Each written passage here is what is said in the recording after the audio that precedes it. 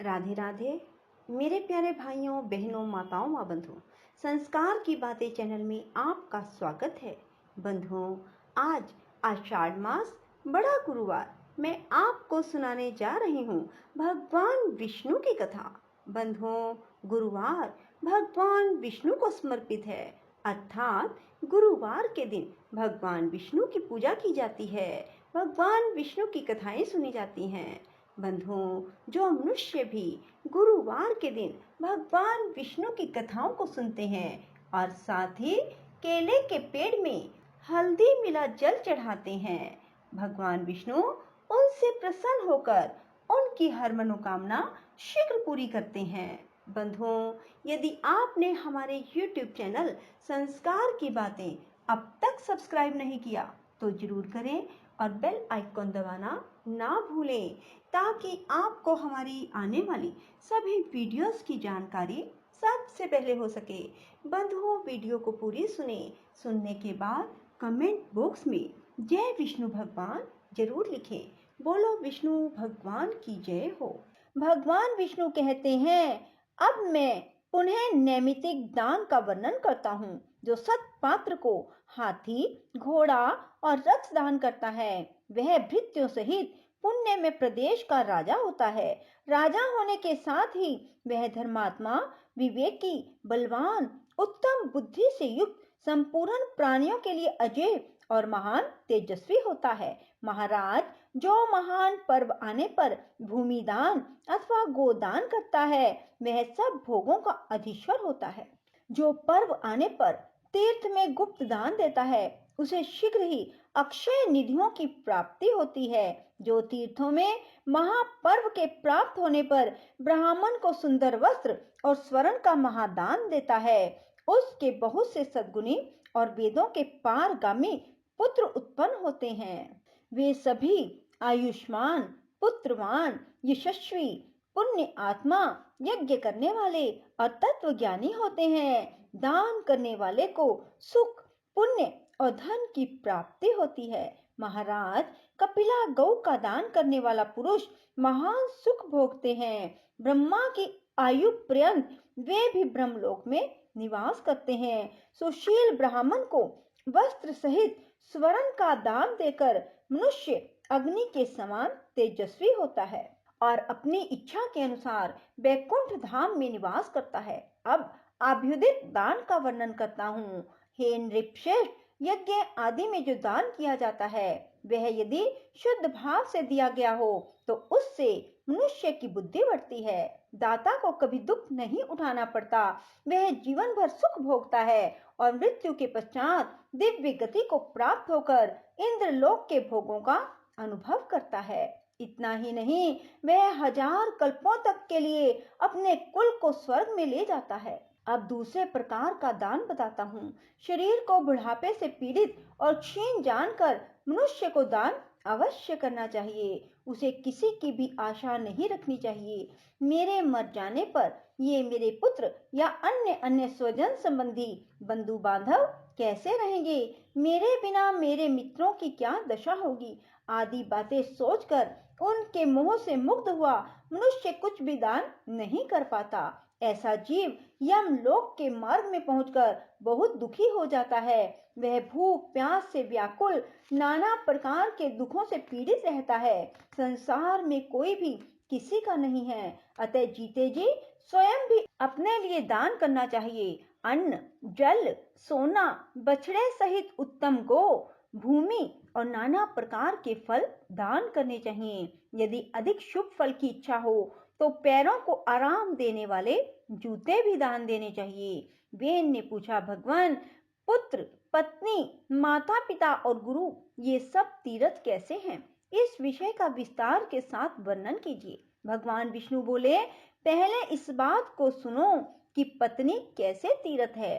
काशी नाम की एक बहुत बड़ी पुरी है जो गंगा से सटकर बसी होने के कारण बहुत सुंदर दिखाई देती है। उसमें एक वैश्य रहते थे जिसका नाम था कृकल। उनकी पत्नी परम साध्वी, उत्तम व्रत का पालन करने वाली थी। वह सदा धर्म आचरण में रत और पतिव्रता थी। उसका नाम था शुक्ला। शुक्ला के अंग पवित्र थे।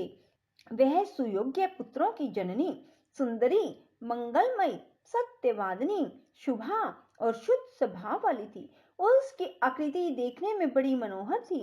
व्रतों का पालन करना उसे अत्यंत प्रिय था। इस प्रकार वह मनोहर मुस्कान वाली सुंदरी अनेक गुणों से युक्त थी। वे वैश्य भी उत्तम वक्ता, धर्मज्ञ, विवेक संपन्न और गुणी थे। वैदिक और पौराणिक धर्मों के श्रवण में उनकी बड़ी लगन थी। उन्होंने तीर्थ यात्रा के प्रसंग में यह सब बात सुनी थी कि तीर्थों का सेवन बहुत पुण्यदायक है। वहां जाने से पुण्य के साथ ही मनुष्य का कल्याण ही होता है। इस बात पर उनके मन में श्रद्धा तो थी ही, ब्राह्मणों और व्यापारियों का साथ भी मिल गया। इससे वे धर्म के मार्ग पर चल दिए। उन्हें जाते देख उनकी पतिव्रता पत्नी पति के स्नेह से मुक्त होकर बोली। शुक्ला ने कहा, प्राणनाथ, मैं आपकी धर्म पत्नी हूँ, अतः आपके साथ रहकर पुण्य करने का मेरा भी अधिकार है। मैं आपके मार्ग पर चलती हूँ। इस सद्भाव के कारण मैं कभी आपको अपने से अलग नहीं कर सकती।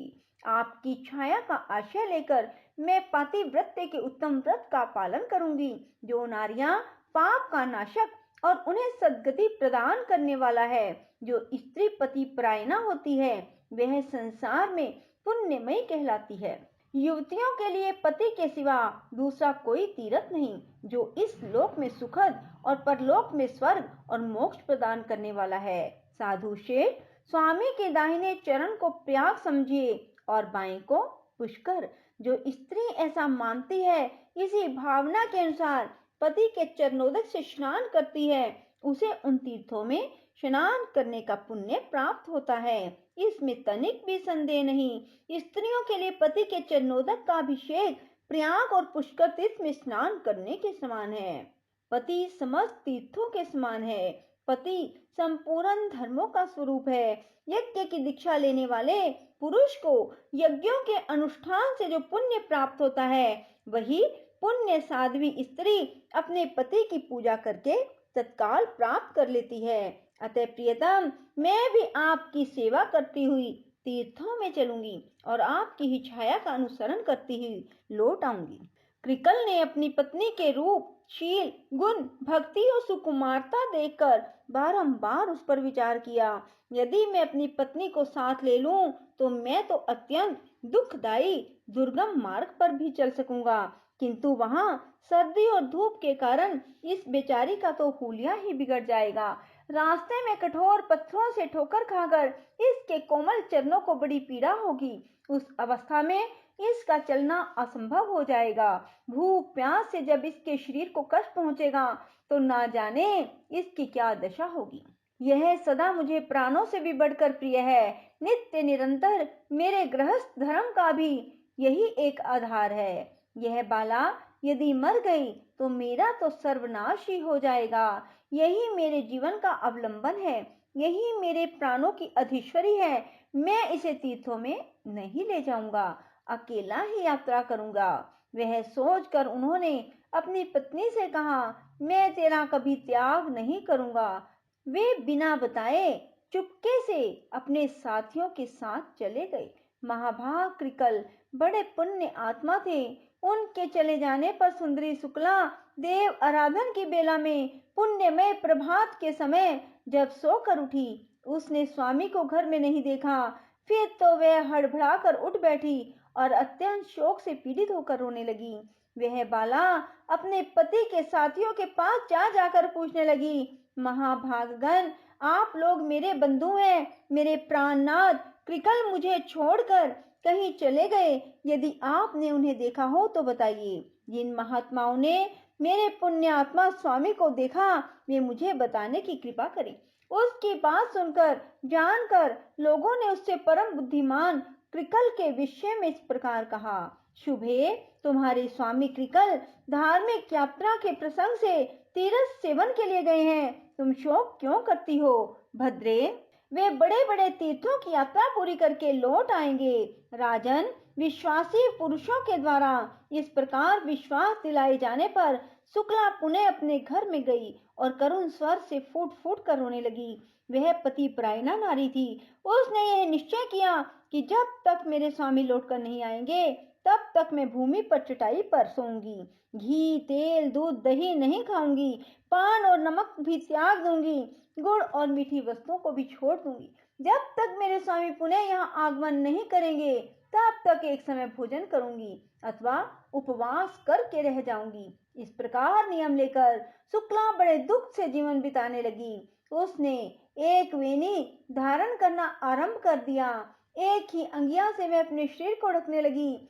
उसका वेश मलिन हो गया। वह एक ही मलिन वस्त्र धारण करके रहती। अत्यंत दुखित हो लंबी सांस खींचती हुई हाहाकार किया करती थी। विरह अग्नि से दग्ध होने के कारण उसका शरीर काला पड़ गया, उस पर मैल जम गया। इस तरह दुखमय आचार का पालन करने से वह अत्यंत दुबली हो गई। निरंतर पति के लिए व्याकुल रहने लगी। दिन रात रोती रहती। रात को उसे कभी नींद नहीं आती थी, ना भूख लगती थी। शुक्ला की यह अवस्था देखकर उसकी सहेलियों ने आकर पूछा, सखी शुक्ला, तुम इस समय क्यों रो रही हो? सुमुखी, हमें अपने दुख का कारण बताओ। शुक्ला बोली, सखियों, मेरे धर्म परायण स्वामी मुझे छोड़कर धर्म कमाने गए हैं। मैं निर्दोष साध्वी, सदाचार परायणा और पतिव्रता हूँ। फिर भी मेरे प्राणाधार मेरा त्याग करके तीर्थ यात्रा कर रहे हैं। इसी से मैं दुखी हूँ। उनके वियोग से मुझे बड़ी पीड़ा हो रही है।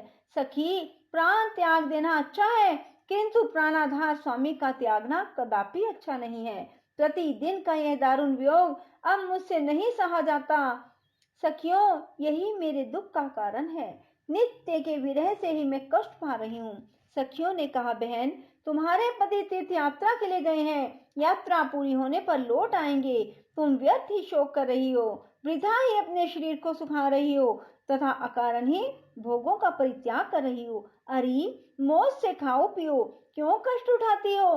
कौन किसका स्वामी, कौन किसका पुत्र और कौन किसके सगे संबंधी है?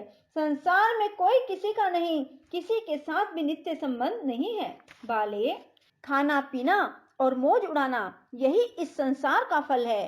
मनुष्य के मर जाने पर कौन इस फल का उपभोग करता है? कौन इसे देखने आता है? शुक्ला बोली, सखियों, तुम लोगों ने जो बात कही वह वेदों को मान्य नहीं है। जो नारी अपने स्वामी से पृथक होकर सदा अकेली रहती है उसे पापनी समझा जाता है। श्रेष्ठ पुरुष उसका आदर नहीं करते। वेदों में सदा यही बात देखी गई है कि पति के साथ नारी का संबंध पुण्य के संसर्ग से ही होता है और किसी कारण से नहीं। शास्त्रों का वचन है कि पति ही सदा नारियों के लिए तीर्थ है। इसलिए स्त्री को उचित है कि वह सच्चे भाव से पति सेवा में प्रवृत्त होकर प्रतिदिन मन, वाणी, शरीर और क्रिया द्वारा पति का ही आवाहन करे और सदा पति का ही पूजन करे। पति स्त्री का दक्षिण अंग है, उनका वाम पार्श्व है, पत्नी के लिए महान तीर्थ है। गृहस्थ नारी पति के वाम भाग में बैठकर दान, पुण्य और यज्ञ करती है, उसका बहुत बड़ा फल बताया गया है। काशी की गंगा, पुष्कर तीर्थ, द्वारकापुरी, उज्जैन, केदार नाम से प्रसिद्ध महादेव के तीर्थ में स्नान करने से भी वैसा फल नहीं मिल सकता। यदि स्त्री अपने पति को साथ लिए बिना ही कोई यज्ञ करती है तो उसे उसका फल नहीं मिलता। पति विषा स्त्री उत्तम सुख, पुत्र का सौभाग्य, स्नान, दान, वस्त्र, आभूषण, सौभाग्य, रूप, तेज, फल, यश, कीर्ति और उत्तम गुण प्राप्त करती है। पति की प्रसन्नता से उसे सब कुछ मिल जाता है, इसमें तनिक भी संदेह नहीं है। जो स्त्री पति के रहते हुए उसकी सेवा को छोड़कर दूसरे किसी धर्म का अनुष्ठान करती है उसका वह कार्य निष्फल होता है। लोक में वह व्यभिचारिणी नहीं होती। नारियों का यौवन, रूप, जन्म सब कुछ पति के लिए होते हैं। इस भूमंडल में नारी की प्रत्येक वस्तु उसके पति की आवश्यकता पूर्ति का साधन है। जब स्त्री पतिहीन हो जाती है तब उसे भूतल पर सुख, रूप, यश, कीर्ति और पुत्र कहाँ मिलते हैं? वह तो संसार में परम दुर्भाग्य और महान दुख भोगती है। पाप का भोग ही उसके हिस्से में पड़ता है। उसे सदा दुखमय आचार का पालन करना पड़ता है। पति के संतुष्ट रहने पर समस्त देवता स्त्री से संतुष्ट रहते हैं। ऋषि और मनुष्य भी प्रसन्न रहते हैं। राजन, पति ही स्त्री का स्वामी, पति ही गुरु, पति ही देवताओं सहित उसका इष्ट देव और पति ही तीर्थ एवं पुण्य है। पति के बाहर चले जाने पर यदि स्त्री श्रृंगार करती है तो उसका रूप वरन सब कुछ भार रूप हो जाता है। पृथ्वी पर लोग उसे देखकर कहते हैं, यह निश्चय ही व्यभिचारिणी है। इसलिए किसी भी पत्नी को अपने सनातन धर्म का त्याग नहीं करना चाहिए। सखियों, इस विषय में एक पुराना इतिहास सुना जाता है जिसमें रानी सुदेवा के पापनाशक एवं पवित्र चरित्र का वर्णन है। बोलो विष्णु भगवान की जय हो। राधे राधे। जय श्री कृष्णा। बंधुओं, यदि आपको हमारी वीडियो पसंद आए तो इसे लाइक करें और शेयर भी जरूर करें। धन्यवाद।